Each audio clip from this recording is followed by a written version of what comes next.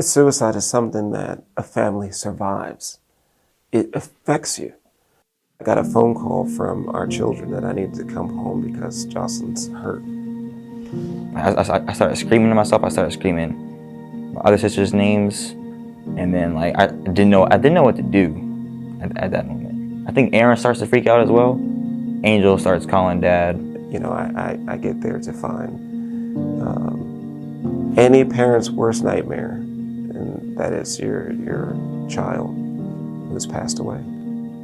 Cause I was saying like, you know, where's Jocelyn at?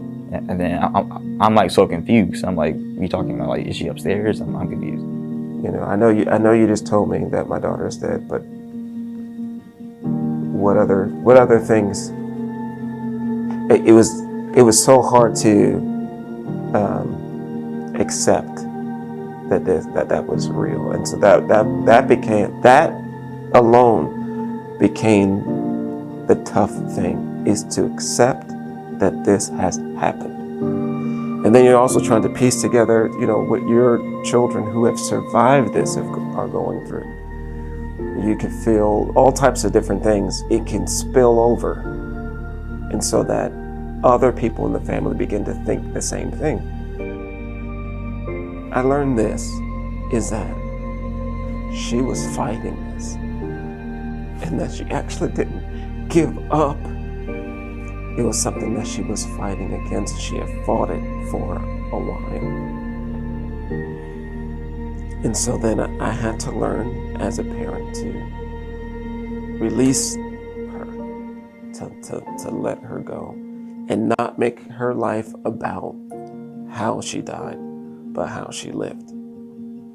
We are a church-going people, but that Sunday we weren't going to go. It just increases the pain. And so we said, we're going to show up late and we'll leave early, but let's be consistent. This is who we've been. And they agreed, and so we went. And when we went, there was something that happened that was very unexpected, that I didn't know that we needed. And it was our community. Our community had shown up. Our pastor looked and saw us and announced that we had come in. And this is not about sadness for me. It's really brought a lot of comfort to me. But they stopped the service. The service just stopped. And all the church just came and they huddled.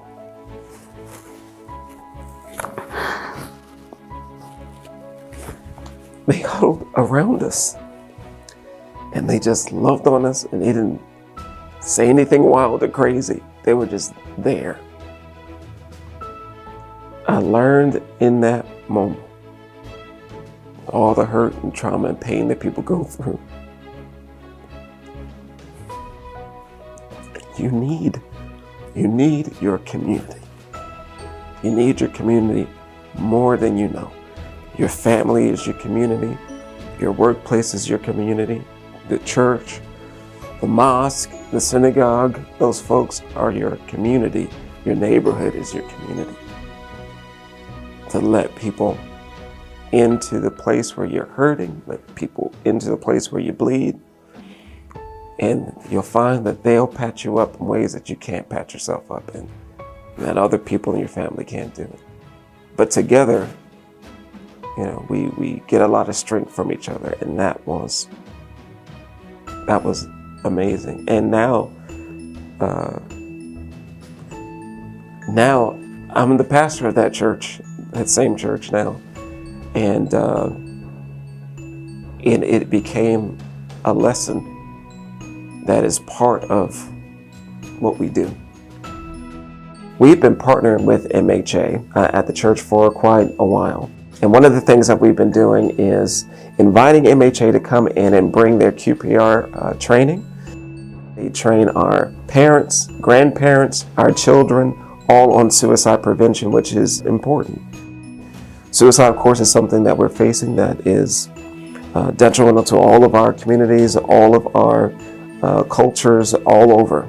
But when we're empowered with education, knowledge, understanding, and then also methods of how we can get from point A to point B, where someone says to you that they feel like hurting themselves, they don't want to be here, you get clued into those things that people say that you would miss, and now you don't have to miss them. So if you're able to be a part of the QPR trainings, get involved with MHA and all their programs. If all of the different parts of society, all the different parts of community can come together, like World Worship Church and MHA and your organization, I think we can make a big difference.